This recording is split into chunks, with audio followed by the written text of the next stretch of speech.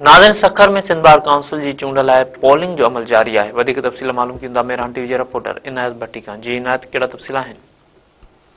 जी बिल्कुल, Sindh bar council जो चूंडूं अॼु थी रहियूं आहिनि। सखर जे सीशन कोड में पोलिंग वारो अमल 9 वॻे खां जारी आहे।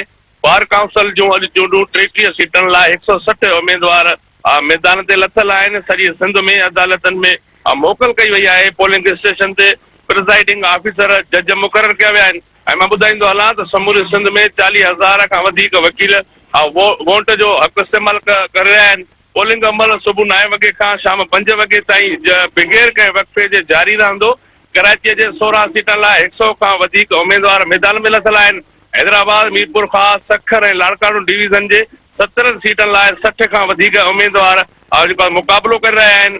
हैदराबाद जे 3 सीटनि लाइ 15 खां वधीक उम्मीदवार, सखर में 2 सीटनि लाइ 6 उम्मीदवार मुक़ाबिलो करे रहिया आहिनि। लाड़काणे जे 2 सीटनि लाइ 5 उम्मीदवार करे रहिया आहिनि।